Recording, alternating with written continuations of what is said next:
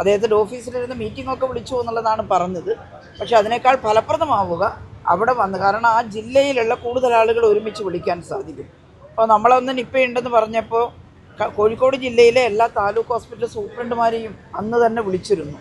മാത്രമല്ല കോഴിക്കോടിന് തൊട്ടടുത്തുള്ള തലശ്ശേരി അതുപോലെ കൂത്തുപുറം ഹോസ്പിറ്റലിലുള്ള ഡോക്ടർമാരെയെല്ലാം വിളിച്ചിരുന്നു അന്ന്. ഇത് പെട്ടെന്ന് ചെന്ന് ചേരാൻ സാധ്യതയുള്ള പ്രദേശങ്ങളിലെ പ്രധാനപ്പെട്ട ഹോസ്പിറ്റലിലെ ഡോക്ടർമാർ, അതിൻ്റെ ഭാരവാഹികളെ വിളിക്കുന്നത് വളരെ ഉചിതമായിരിക്കും. ഞങ്ങളന്ന് വെറ്റിനറി വിഭാഗത്തിലുള്ള ആളുകൾ വിളിച്ചിരുന്നു. മെഡിക്കൽ കോളേജിലുള്ളവരെയും ഹെൽത്ത് സർവീസിലുള്ളവരെയും ഒരുമിച്ചിരുത്തിയിരുന്നു.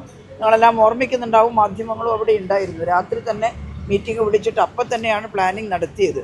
അതിനെ അവിടെ കോഴിക്കോട് വന്ന് മീറ്റിംഗ് വിളിക്കുന്നതാണ് ഏറ്റവും ഉചിതമായിട്ട് വരിക. നമുക്ക് മുഖാമുഖം കണ്ട് അവരോട് സംസാരിച്ച് കാര്യങ്ങൾ തീരുമാനിക്കുന്ന ഒരു സ്പിരിറ്റ് ഓൺലൈനിലാവുമ്പോൾ കിട്ടില്ല. അതുകൊണ്ടാണ് നമ്മൾ അങ്ങനെ പറയുന്നത്. അപ്പോൾ അത് അടിയന്തരമായിട്ടും ചെയ്യേണ്ടുന്ന കാര്യമാണ്. ഞാനിപ്പോൾ അതിൻ്റെ ആ രീതിയിലുള്ള പദങ്ങളൊന്നും ഉപയോഗപ്പെടുത്തുന്നില്ല. പക്ഷേ ഇതാണ്, ഇപ്പോൾ ആരെയെങ്കിലും കുറ്റപ്പെടുത്താനോ വിമർശിക്കാനോ ഉള്ളൊരു സന്ദർഭമായിട്ടല്ല നമ്മളിതിന് ഉപയോഗപ്പെടുത്തുന്നത്. നമ്മൾ മുൻപേ ചെയ്തവർക്കുണ്ടാകുന്ന അനുഭവം ഇന്നതാണ്, അതുപോലെ ചെയ്യുന്നതാണ് നല്ലത് എന്ന് മാത്രം പറയുകയാണ്. അല്ലാതെ തരം കിട്ടുമ്പം ആരെയെങ്കിലും കുറ്റപ്പെടുത്തുക എന്നുള്ളൊരു രീതിയൊന്നും. അതെ, അത് പൊളിറ്റിക്കലായിട്ട് സ്വാഭാവികമായിട്ടും. ഞാൻ പിന്നെ ആ രീതിയിൽ ഞാൻ നേരത്തെ ഇത് കൈകാര്യം ചെയ്തൊരു മന്ത്രി കൂടിയാണ്, CPM-ൻ്റെ പ്രവർത്തകയാണെന്നുള്ളതിൽ ഉപരി അതുകൂടിയാണ്. അപ്പോൾ ഞാനത് ആ രീതിയിൽ കുറ്റപ്പെടുത്തലായിട്ട് പറയുന്നില്ല. പക്ഷേ അവിടെ വരേണ്ടത് ആവശ്യമാണ് എന്ന് എൻ്റെ അനുഭവത്തിൻ്റെ വെളിച്ചത്തിൽ ഞാൻ പറയുകയാണ്.